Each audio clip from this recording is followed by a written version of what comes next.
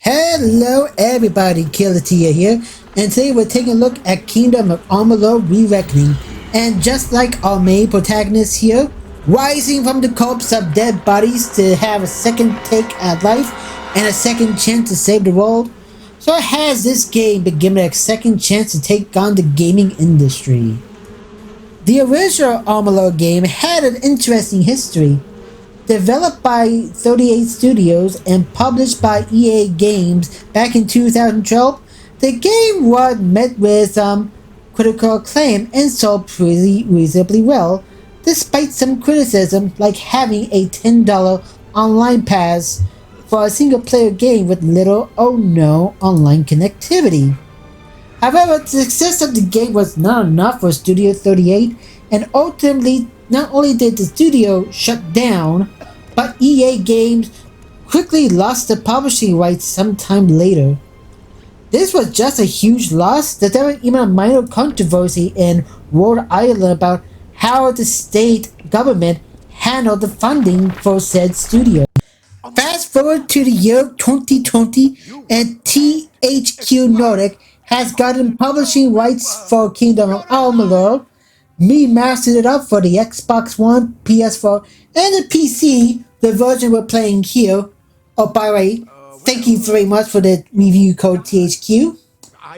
And renamed it as Kingdom of Amalur RE-RECKING. Silly name aside, how does a game from 2012 fare in 2020?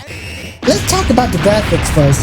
Normally, I would play a PC game on my main PC rig with a Ryzen 3700X and a GeForce RTX 2080 Super. But for Amalur RE-RECKING, I tried it out on my laptop, which had a AMD Ryzen 2500U, which has 4 cores, 8 thread, and a built-in Vegas GPU. I'm not sure if it was Vegas 8 or Vegas 11, but I was capable of doing 1080p at 30 frames per second when I first played this game on the laptop. But I did get the chance to play this game on my main rig, and boy, it did look beautiful. 4K resolution, 60 frames per second, and the world looks so beautiful. Honestly, if you're capable of getting this high settings at 4K 60 FPS, do it.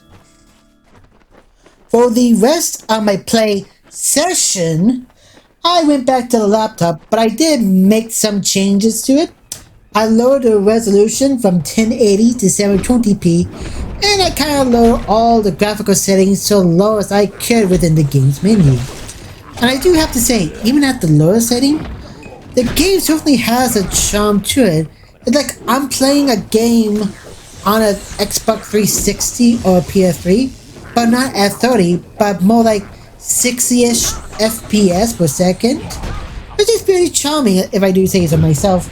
Now granted, I'm sure the 360 and the PS3 version would have like more shadow effects, more detailed environment, but I'm still satisfied with this low setting.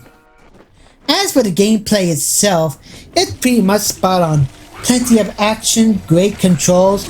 I was using an Xbox One controller for this game, but you can play with the keyboard and mouse on the PC version. And of course, plenty of weapons to choose from. And you can even change up your style in the middle of the game. Like, you could be a knight in one section, you could be a powerful wizard the next, or you could be like a ranger who shoots arrows from far away and able to stab your enemy sneakily with a dagger. You can also unleash a unique ability called Reckoning, where you can slow down time and cause massive damage to your enemies. And also, if you manage to complete a finishing blow with a quick time event, you'll get some extra XP bonuses as well. Of course, just like any other action RPG, there are plenty of other things as well, like alchemy making, blacksmithing, and of course, side quests. And there are a lot of side quests. Some are side quests that I barely even touch the main quest of Kingdom of Amalur. So if you're definitely looking for an RPG that will keep you glued for a long time, this will definitely be your game. So overall, I do enjoy my time with Kingdoms of Amalur RE-RECKING, and will recommend it for anybody looking for a solid RPG game. It was fun back in 2012, and it definitely holds up in 2020. The game price is about $40. At least the PC version about $40. Some people may find that be a bit on the expensive side, but considering you're getting a lot of content, I think the price is pretty fair. I'll definitely be going back to this game a lot, and I have been streaming this game a lot on my Twitch page, and I'll definitely continue to do so.